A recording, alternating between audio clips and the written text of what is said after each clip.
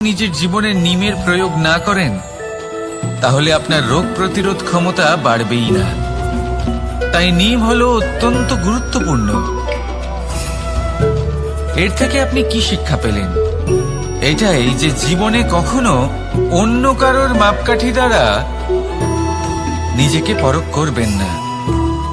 আপনার যোগ্যতা, আপনার বিশেষত্ব, আপনার গুণ অপগুণ এই সব কিছু আপনি নিজে বুঝে নিন, সেটাই যথেষ্ট। আসুন আর আমার সাথে ভালোবেসে বলুন, রাধা রাধা। আমরা সকলে জীবনে ঈশ্বরের কাছে কিছু না কিছু প্রার্থনা করি, আর ঈশ্বর যখন আমাদের মনস্কামনা পূরণ করেন তখন আমরা প্রসন্ন হয়ে যাই। কিন্তু যখন ঈশ্বর আমাদের মনস্কামনা পূর্ণ করেন না, তখন আমরা ভাবি, সন্দেহ করি যে সত্যি ঈশ্বর আছেন। আপনাকে একটা কথা বলি, আপনি যদি ঈশ্বরের সম্মুখে নিজের ইচ্ছে বা মনস্কামনা রাখেন আর ঈশ্বর তা পূরণ করেন, তার অর্থ হলো ঈশ্বর এটা জানেন যে আপনার তার প্রয়োজন রয়েছে। কিন্তু যদি আপনি কামনা করেন আর তা পূর্ণ না হয়, তাহলে শুধু এটা মনে রাখবেন যে ঈশ্বর সেই সব দেখতে পান যা আপনি দেখতে পাচ্ছেন না। দ্বিতীয় কারণ হলো এটা, ঈশ্বর এটা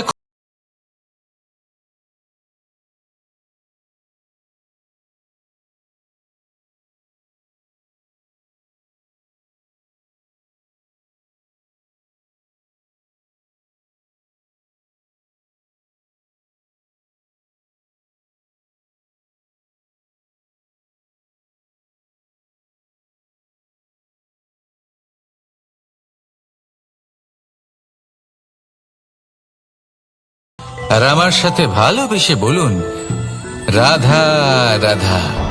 একটা গাই আর একটা বাছুরের মধ্যে কেমন সম্পর্ক থাকে? একটা গাই নিজের বাছুরকে ডাকে, আর সেই বাছুর হাজার হাজার গাইয়ের মধ্যে থেকেও নিজের মাকে চিনতে পেরে যায় আর নিজের মায়ের সাথে এসে জড়িয়ে পড়ে। আর কিছুটা ঠিক এরকমই সম্পর্ক হলো আপনার কর্ম এবং আপনার কর্মফলের মধ্যে। আপনি যেমন কর্ম করবেন,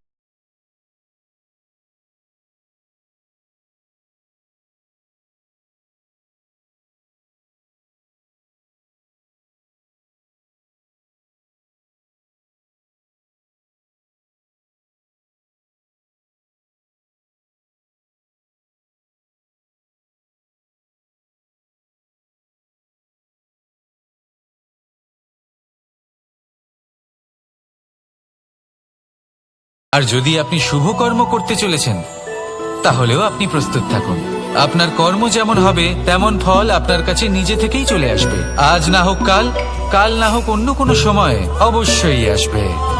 আসুন আমার সাথে ভালোবেসে বলুন, রাধা রাধা। কোনো বাড়িতে, কোনো পরিবারে যখন কারোর জন্ম হয়, তখন তা কত সুখের মুহূর্ত হয়।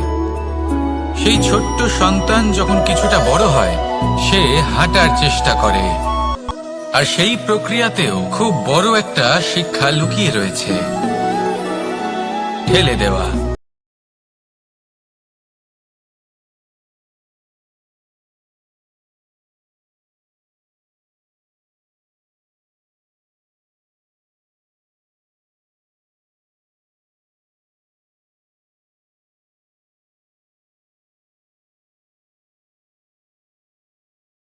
আপনি প্রকাশের দিকে এগোতে চান, তাহলে অন্ধকারকে পেছনে সরিয়ে দিতে হবে।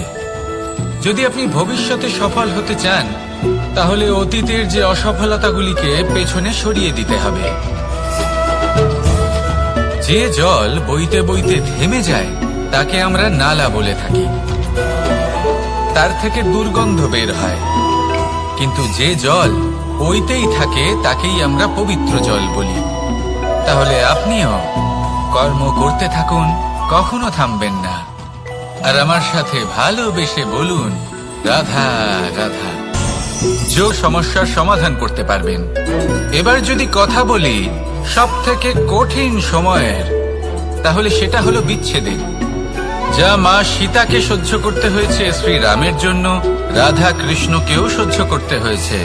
যে ব্যক্তি বিচ্ছেদের সময় সঠিক পথে চলে এসেছে, সে জীবনে অনেক শ্রেষ্ঠ স্থানে অবশ্যই পৌঁছতে পারবে। এবার যদি কথা বলি সব থেকে জরুরি এবং গুরুত্বপূর্ণ সময়ের, তাহলে সেটা হলো সংযোগ।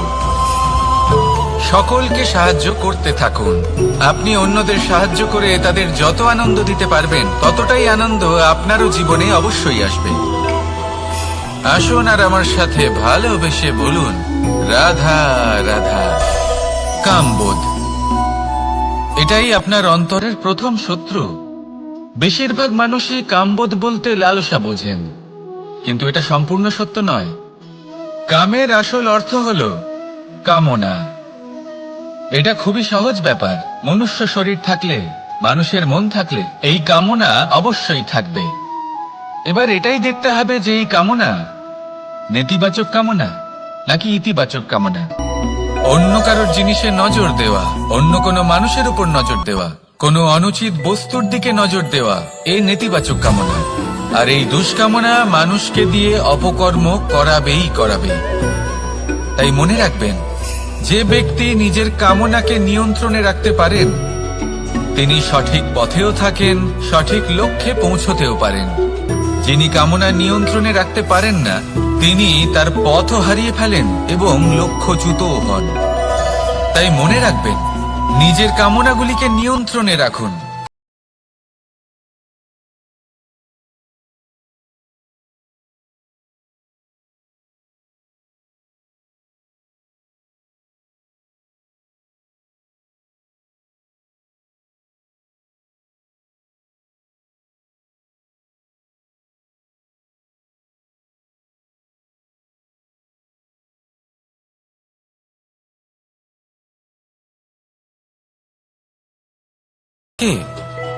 আর ব্যবহার করব কাকে? আমরা ভৌতিক সম্পত্তি ভালোবেসে ফেলি আর ব্যবহার করি জৈবিক সম্পত্তিকে, যেখানে এটা অনুচিত। জৈবিক সম্পত্তিকে ভালোবাসুন আর ভৌতিক সম্পত্তিকে ব্যবহার করুন। যেদিন আপনার মধ্যে এই বোধ জাগ্রত হবে যে কাকে ভালোবাসবেন আর কাকে ব্যবহার করবেন, সেই দিন আপনার জীবনে শুধুই শান্তি বিরাজমান হবে। আর তখন এই মন প্রসন্ন হয়ে বলবে, রাধা রাধা। কাল, আজ এবং কাল, আমাদের সমগ্র জীবন এই তিনটির আশেপাশেই ঘুরতে থাকে। আমরা সবসময় বিগত সময়ের বিষয়ে ভাবতে থাকি। অতীতে যদি আমাদের দ্বারা কোনো ভুল হয়, সেই বিষয়ে ভেবে ভেবে আমরা সবসময় অনুতাপ করতে থাকি। এটা উচিত নয়। দেখুন, অতীতের থেকে শিক্ষা লাভ করা অত্যন্ত আবশ্যক, কিন্তু সেই ভুল যাতে আবার না হয়, সেই কাজটা কিন্তু আপনাকে বর্তমানেই করতে হবে, তাই না? দ্বিতীয় কথা, আমরা সবসময় ভাবি আগামী দিনের বিষয়ে, ভবিষ্যতের বিষয়ে। আমরা ভাবি যে কাল করে নেব, আজ এই কাজ করতে পারছি না, কোনো ব্যাপার নয়, কাল করে নেব। আজ কাজটা শুরু করতেই পারলাম না, কোনো ব্যাপার নয়, কাল করে নেব। আজকের দিনটাই ভালো ছিল না, কোনো ব্যাপার নয়, সেটা কাল করে নেব। ব্যাপারটা বুঝুন, আপনি নিজের সময় নষ্ট করছেন।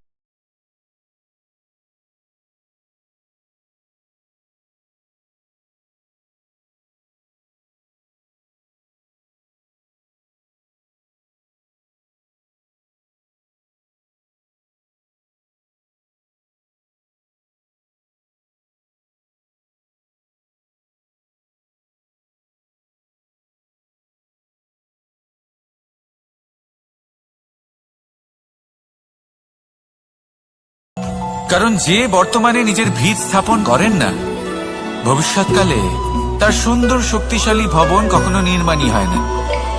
আসুন আর আমার সাথে ভালোবেসে বলুন, রাধা রাধা। সাফল্য খুব খেলার মতোই, এরও কিছু নিয়ম রয়েছে।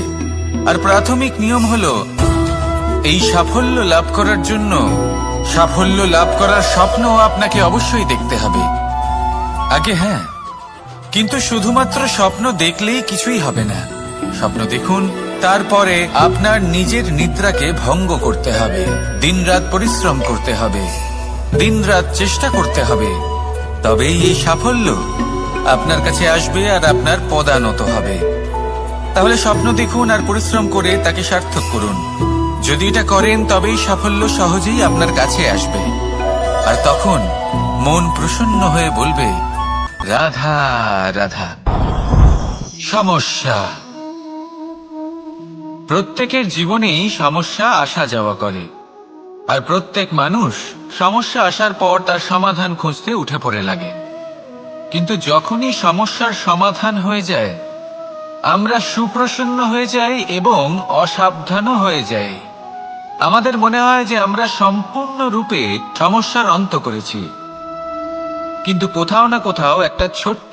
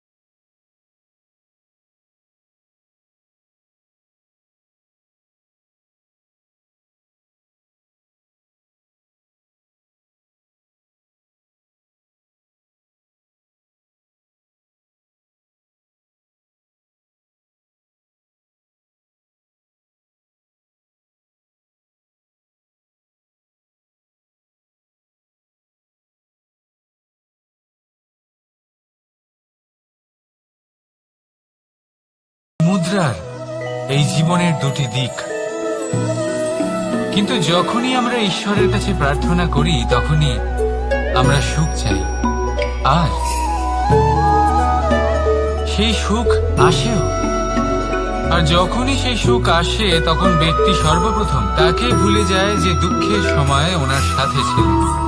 আর এমত অবস্থায় উনি সাহায্য করেন না, উনি করেন উপকার। আর এই উপকারের বদলে মানুষের থেকে উনি নিজের জন্য শ্রদ্ধা চান। আর সেই শ্রদ্ধা, সেই চাহিদার কারণে উনি নিজেকে অন্যদের থেকে শ্রেষ্ঠ, অন্যদের থেকে ভিন্ন মনে করতে বিবশ হয়ে যান। আর আলাদা হবার কারণে তার মধ্যে জেগে ওঠে অহংকার, আর সেটাই হয় তার পতনের কারণ। এবার এতে কি করা যেতে পারে? কি চাওয়া যেতে পারে ঈশ্বরের কাছে?